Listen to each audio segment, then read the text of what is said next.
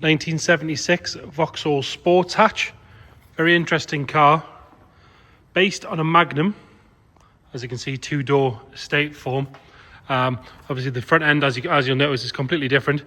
So towards the end of 1975, Vauxhall got rid of the HP Firenze, which was their sort of flagship sports hatch, sports saloon, that sort of angry engine that they had.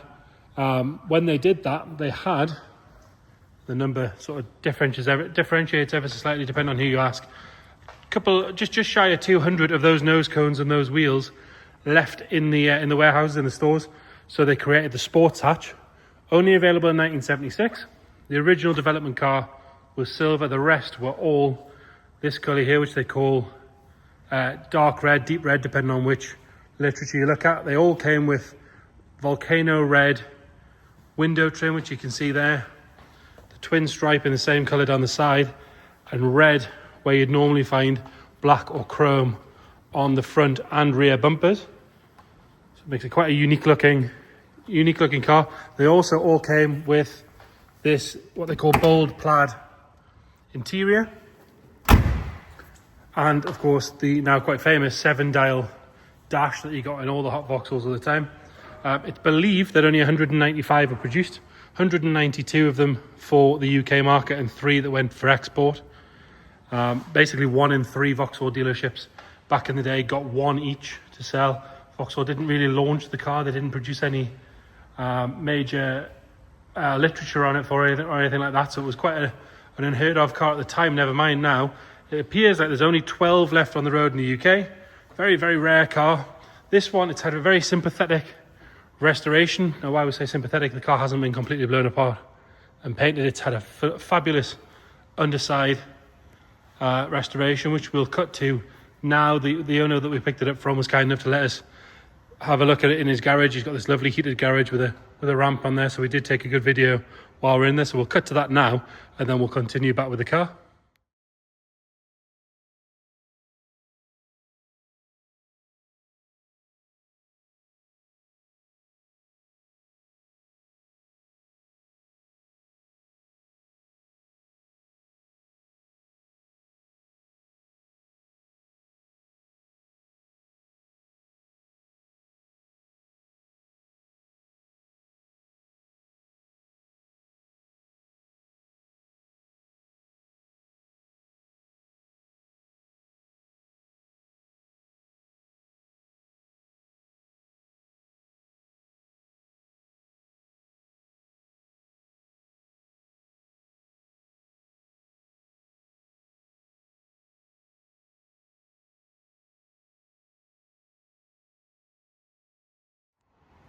Now continuing with the top side of the car, what we're going to do is we're going to have a good look around the bodywork. I will follow along the sills and things like that, but obviously you have just seen all of the underside. Then we'll go through the interior and we'll go for a cold engine startup. The car's been parked here since yesterday, so it's stone cold. We'll get it fired up. We will point out just quickly, you'll notice that the front seats are slightly different from the standard car, if you know these things. These are a retrimmed set of Recaros. They're fabulously comfortable. They've been redone in the bold plaid, so it matches the rest of the trim. But the original seats are here and included with the car, which are there. Apart from this one has a little bit of a tape mark, which actually looks like most of it would clean off, to be fair. They're in lovely condition. I do have to say the Recaros are more comfortable, so it is personal preference, but if you want it to be totally standard, you can go back to that. We do have a roll here of the trim that was done on those seats as well, so if you want a spare set of that, you do have that. But it is worth pointing that out. But like I say, the originals are included. Right, we're going to start by having a good look at the bodywork. If we start on this driver's side and look down that side, you can see it's pinned straight all the way down there. You've got this lovely chunky body line, which is sharp all the way down there. It's not full of ripples or dents. It's not wavy. It's not full of filler. All your body lines on this side are all very, very good. Driver's front wing, there's nothing to whinge about down low there on the front bumper or on the nose cone. And again, nothing at all to whinge about on that driver's front wing. It actually almost looks a little bit lighter on the camera than it does in person. If we get nice and close, you can see it's this lovely deep red colour with a mirror finish. But it's more just that it's been quite cold in here today, so it's a bit misty in the air. Inside the arch here, sharp all the way around. No sign of any issues along there. You can see inside the arch is the same as the underside, all nice and finished. So on the original, what they call safety wheels, grey insert, chrome on the outside, for very good tyres all the way around. Coming down this side, if we go around the window seals are nice and soft. There's no stone chips or anything along any of the A-pillars or along the leading edge of the roof. Being a longer roof car, you would think it would be covered in ripples and dents, but as you can see, if we move it around under our lights, that's lovely and smooth all the way across. Inside the gutters are good. That volcano red trim is lovely all the way around. But look at the sill on this side. Obviously you've seen it from the underside, but it's all good from there as well. As you can see, really very, very good. It's going to make for quite a short video when it comes to condition on bodywork, because there really is nothing to whinge about at all. Around the handles, lovely. Rear quarters all nice and neat. Down here where you'd think there'd be some stone chips is lovely. There's not even any paint flake inside the arch from stone chips or anything like that at all. A good wheel and tyre. Have a look back up this side from here. Like I say, pin straight all the way down. All the correct barging in the right places. Lovely and neat. On the lower half of the valance, and again you've seen under there. Around the lock on here is good. All of this sort of stainless work that's not pitted or dried out or anything like that. Good rear seal on the back. Obviously that's the club to look at for generally all droop snoots, but they do have some good articles on the Sports Hatch as well. So the rear spoiler, which you would think would be automatically used as a handle for opening and closing the boot, but this one is really very good, so I don't think that's been happening very often. Have another look at the roof from up here. All the glass scratch free, nice and clear. It's a good thing, because I don't know where you'd have to have that cut, to be fair, because you're not going to find one of them on the shelf here. Down the passenger side, same as the other side, lovely and straight all the way down. Nothing to whinge about down this rear section here or in the rear arch. It's a little bit of that's dust from us moving it around, but no sign of any stone chips or anything at all. Another good wheel and tyre. Like I say, it does make for a boring video when you go around and there's nothing to whinge about, but it does make for a very good car. Again, all the seals on the sides are soft as well. Nothing to whinge about. We're on the screen on this side. And then that final front arch. Lovely. And then for me, you look in there, you don't want to see like a huge excess buildup of paint, but as you can see, this one is lovely all the way across. Headlamps, those enclosed headlamps are lovely and clean on the inside, which is important. Lower half of the valance. And the owner was very clear that he wanted us to pick it up with a tilt bed trailer, so we didn't catch that. It's actually pretty easy for access. It's not dangerously low. Obviously something you want to bear in mind. And then up onto the bonnet. Really good along the bonnet.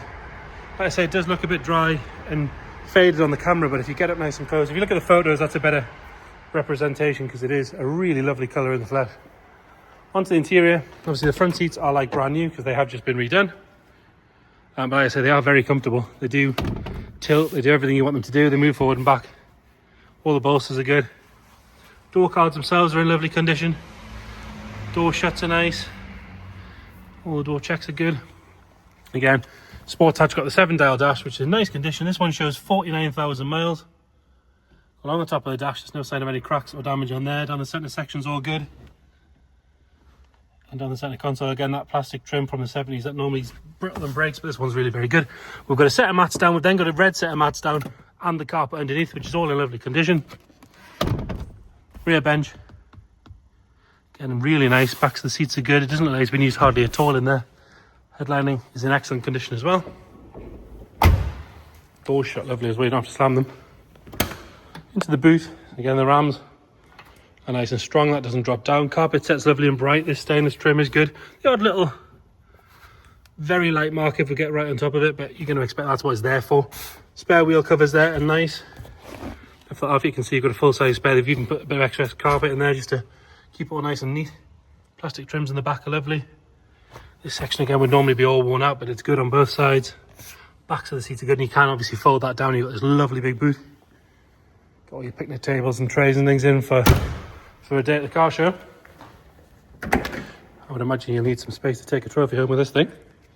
All good on the door card on this side. Again, door checks are nice and neat. Bottoms of the doors are lovely.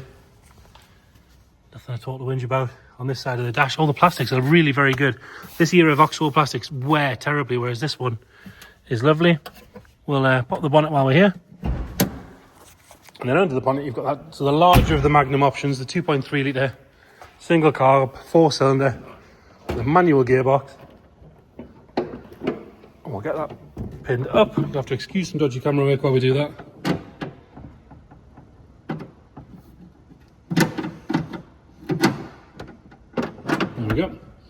and exactly as you'd expect compared to the rest of the car. Lovely and neat in here. It's still got, so that is your sort of bitumen style insulation there. That's all still there. This piece of trim is really very good. You'd think that'd be horrible by now. Engine itself is lovely. Starts on the button, which we'll show you in a second. All your plaques down here where they should be. And on that front panel, again, all nice and neat. Underside of the bonnet is really very, very good. It's stone cold, so we'll give it a little bit of choke, which is on. Fires up on the button. Takes over nice and happy. I did drive it down the street when we picked it up. Goes through the gears lovely. Brakes nice and straight, all that sort of stuff. Exactly as you'd expect for a car that looks like that. So there you have it. Vauxhall Sports Hatch. One of 195 made. One of 12 left in the UK. Incredibly rare. Certainly not going to pull up to a car show and see another one. If you've got any more questions at all, please get in touch. Check the description. We've got all of the information listed down there for you. But like I say, it's here for viewings. Come and have a look. If you've got any questions at all, give us a shout. Thank you.